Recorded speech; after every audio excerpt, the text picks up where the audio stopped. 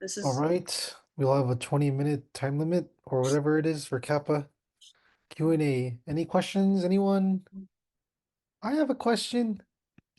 oh my gosh. Okay, what are your intentions for running? A lot of people see being on Kasamahan Executive Board as prestigious, especially with something as big of an org as Kasamahan.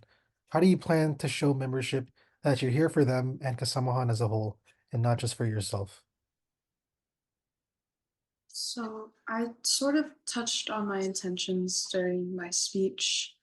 Um, my main goal with this position is to encourage members to learn alongside me and have that willingness in them to go beyond what they already understand, and to challenge, their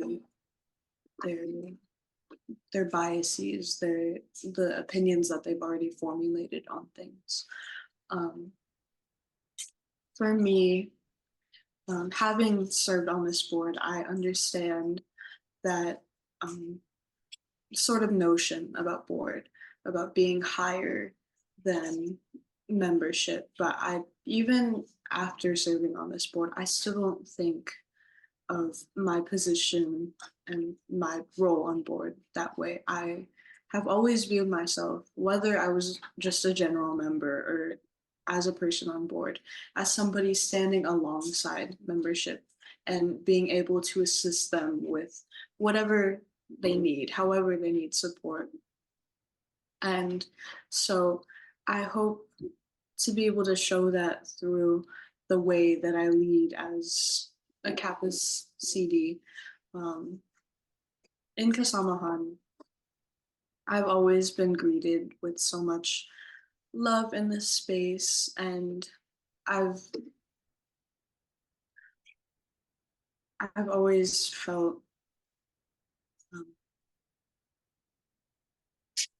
I've always felt encouraged to learn and not feel guilty for what I don't already understand. And so, in this position, I hope to instill that sort of like sense of being comfortable um, onto membership as well. Um, and I hope in that way I'll demonstrate that I'll be here not for myself. I'm not here to learn for myself. I'm here to learn from membership and alongside membership. Okay, thank you. Okay, so next question.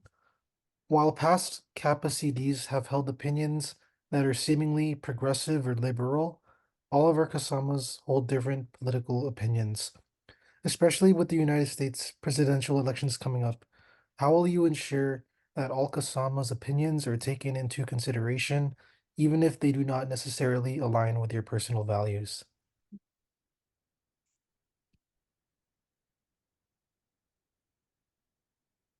I think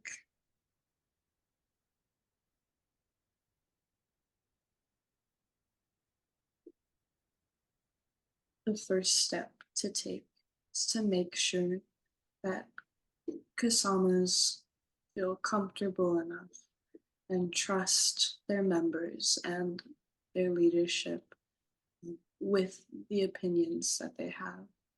Because, as I said in my speech, it's scary.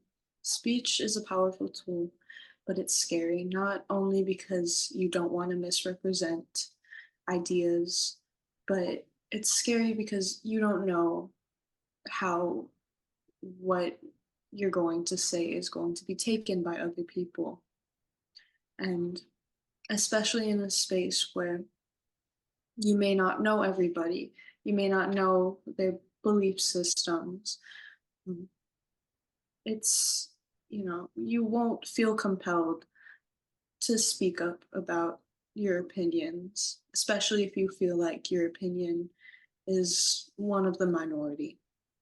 But establishing that trust early on will allow more Kasamas to feel comfortable enough to be able to voice out um, their concerns, even if those concerns don't align with me, don't align with board, um, don't, it's, I want them to be able to have that trust first. And I think building that trust starts with just talking to the KASsamas as people, um, you know, just disregarding like whatever opinions they may have about certain issues, and just looking at them for their character and for who they are as people first. Um, I think that helps people to, as I said, build that sort of trust.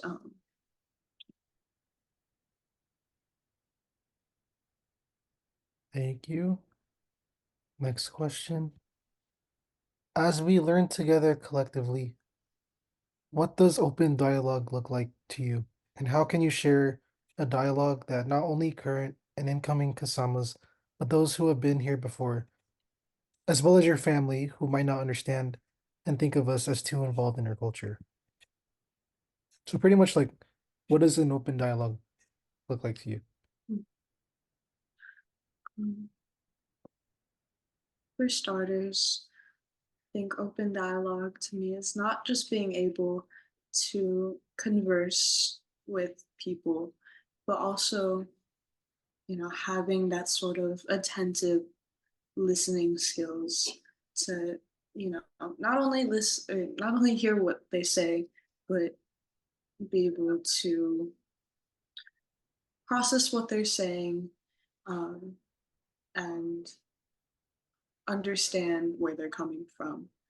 Um, I think, yeah, having those attentive listening skills along with being able to formulate responses, whether that means, you know, you're agreeing with whatever they're saying, if you're, respectfully disagreeing with whatever they're saying.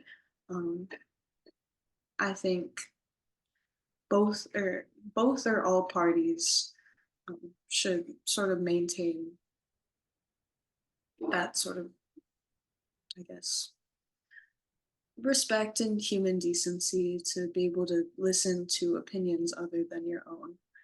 Um, and as for how that dialogue can be enforced, um, again, I think this just all goes back to like, first establishing that connection with whoever you're speaking with, whether that be somebody on membership or on board.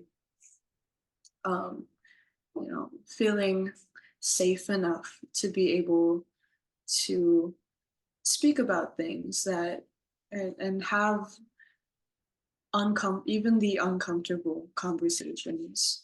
Um, I think that's how open dialogue can begin, and um, it can be maintained. Yeah.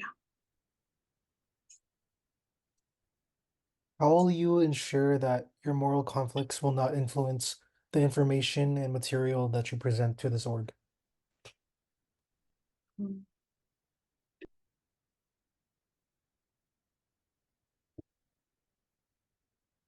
I want to start by saying that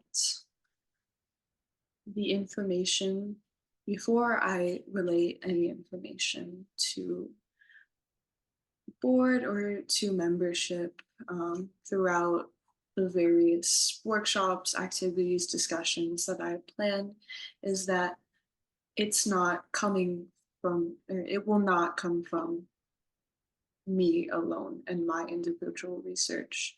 I will always ensure to first check with my co-director and make sure that we are utilizing reliable resources that present information without bias, and um, present all of the information with full transparency.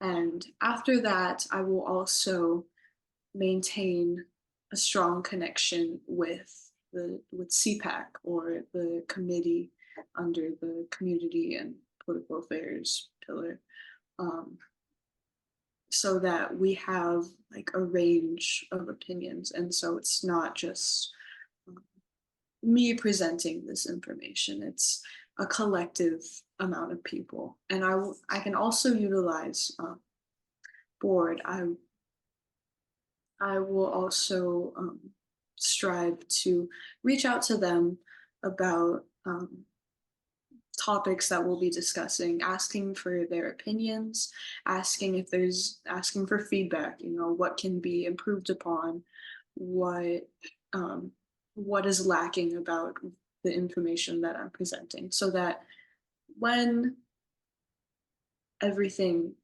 um, is relayed to membership, um, that it's done so without our personal biases or personal opinions. Okay. Um, give an honest evaluation of yourself.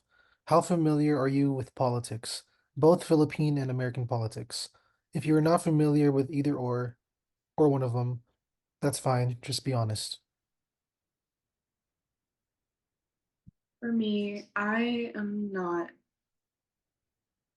particularly knowledgeable about Philippine politics, and I think that's just because of my upbringing here in the States.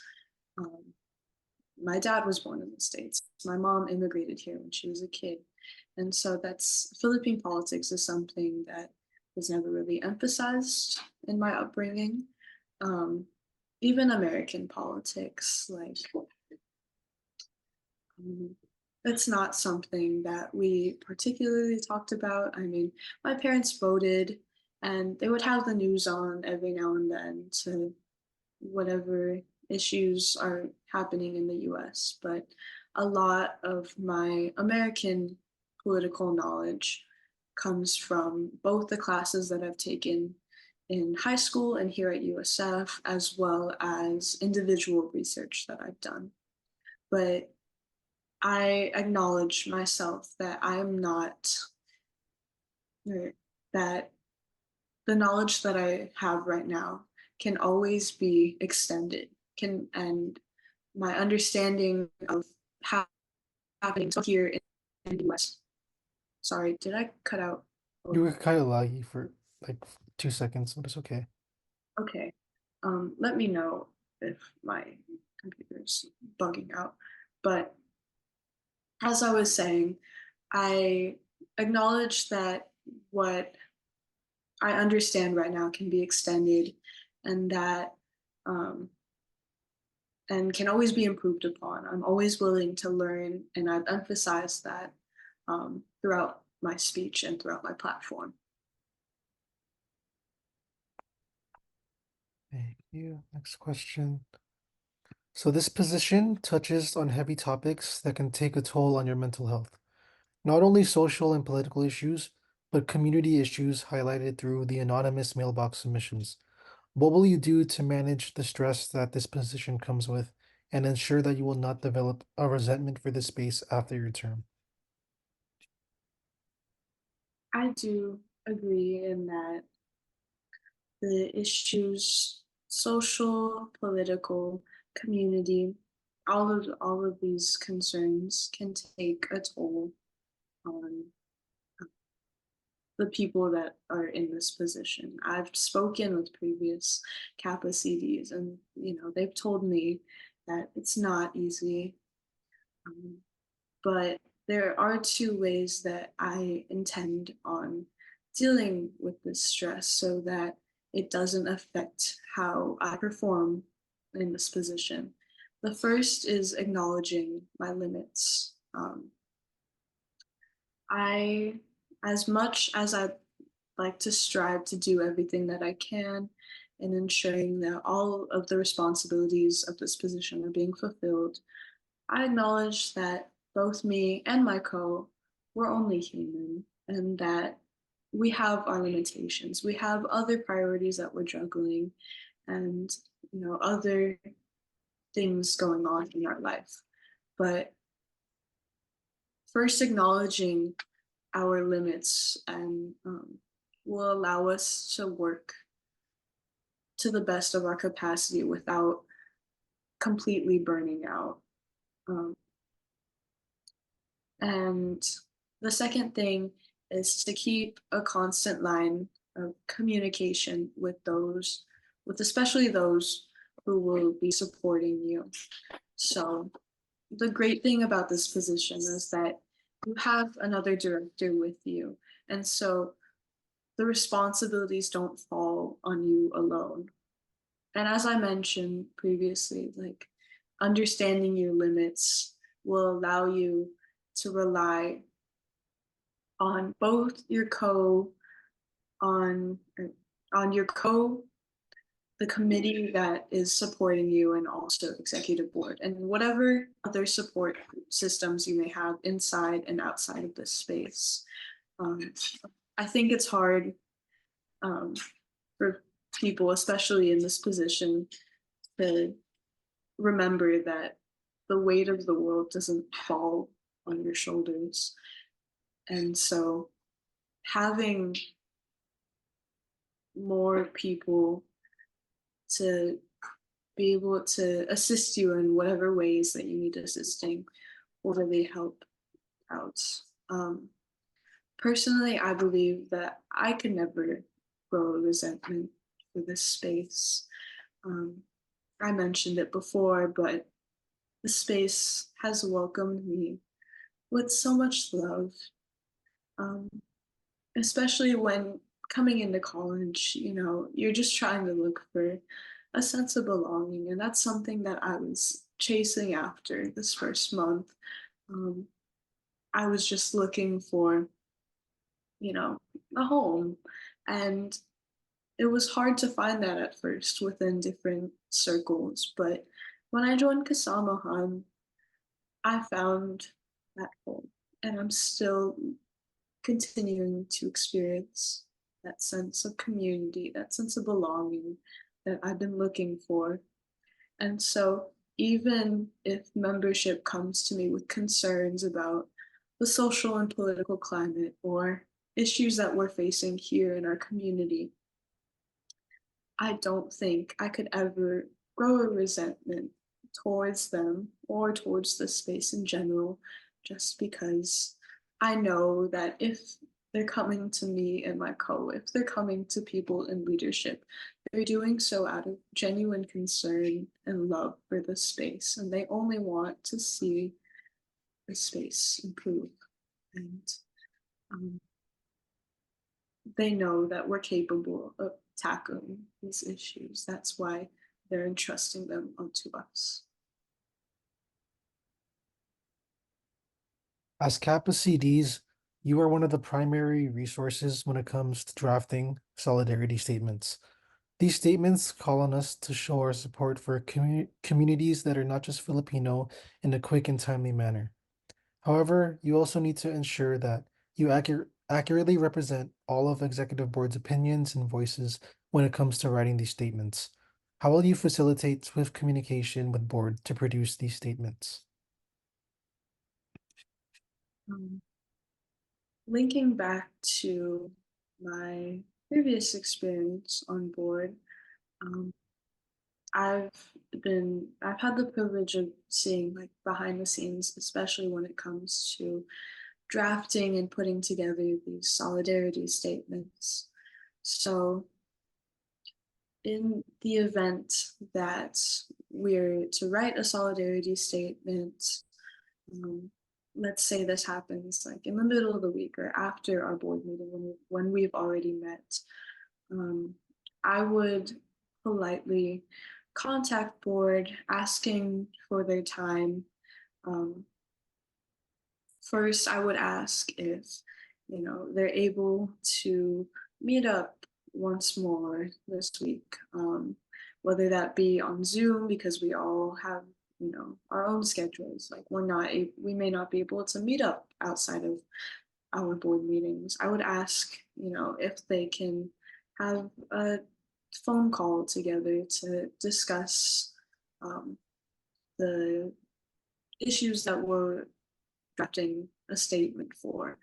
And if that's not possible, then I would then just ask for their time to um, do their own research on their time about, you know, the the concerns that we're dealing with. And um, I would also by that time, um, hopefully I would have drafted already that statement with my co-director and possibly with the advising of our committee, so that they would also be able to reference that and give any feedback that they have. Like again, like what can be improved upon, what is lacking, what can be expanded upon. Um, they can relay that to us so that you know we make sure that everyone's opinions and voices from the executive board are heard, because throughout all of our solidarity statements we always sign it off sincerely, the Kasamahan executive board, and I want to make sure that continues to come to fruition, and that um, all members of board are able to speak about this issue that we're compiling together. We're almost done. What does the state? Okay, but I'm gonna preface this question with one statement. So, when you choose to identify with culture, you can't be selective about it. What does the statement mean to you, and what role does it play in your mission and values that you bring to this position? And if you need me to repeat anything, just let me know. Okay. So I'd like to say that as much research as me and my co-director would do in this position, we cannot fully encapsulate all of the experiences of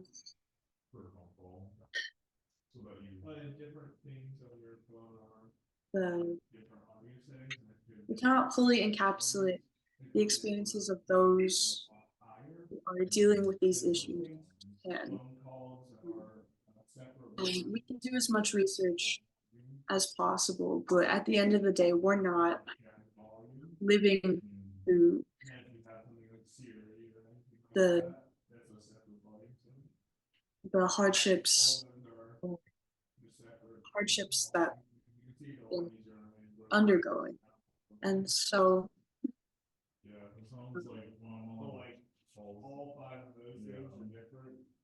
I believe that as Kappa CVs, we would do our best to cover what issues that are most present and try to present all of our topics with full transparency without any sort of underlying biases or leaving out important information. And that's what I think of when you say that you can't choose parts of your culture to highlight. You have to show everything in its, you know, as things are. Um, and I think that aligns a lot with my mission and mission. Um, as I said earlier, the idea of Bagduklas have that willingness to discover and explore, particularly things that you don't yet understand or know about. And so, with that, I think comes a responsibility to have an open mind, to not pick and choose parts of certain issues or stories. You have to be able to digest everything, which is not easy, but it's something that we have to do if we want to make sure that um, that we're not being selective about. um, what information.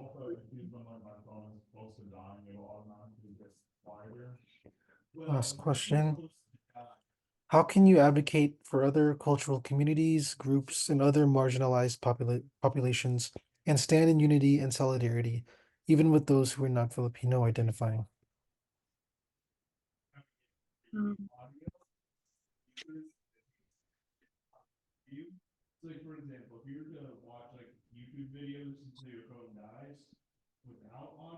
I've said this many times throughout my speech. I think this goes back to having the human decency, the respect, the compassion for people other than yourself and people outside of this place. Like I emphasized in my speech, we pride ourselves on being the largest student board, but often we trap ourselves in this bubble and we forget about the communities, especially the cultural communities that are around us and stand alongside us. Um, and I think it's really important that we establish that bond with them because we're more interconnected with them than we may think. There's so many traditions, struggles, achievements that we share with communities other than our own. And I think if we first acknowledge um, that we have that sort of relatability with them, we'll be able to connect with them more. As your Kappa CD, I would I will strive to collaborate with communities other than Kasamahan. And I think that can start with the communities here in USF. As I stated, there's many cultural organizations here. So just taking the initiative to reach out to them, to work together with them on shared events or workshops, I think that'll allow us to see a glimpse into um, spaces other than our own. For example, one idea that I had planned was working with Huio Hawaii or Hawaiian Ensemble in discussing conversations about American imperialism and its impacts on the islands of Hawaii as well as the Philippines, because that is something that we do have in common and that we can relay our own personal stories and experiences with that. um, Even if we have zero similarities with these cultural committees, um, and non-Filipino identifying allies, it's just having that sort of um, this sort of respect and willingness to listen to their voices, to uplift them, and to advocate for issues that they're passionate about, just out of our moral obligation to care for people other than ourselves.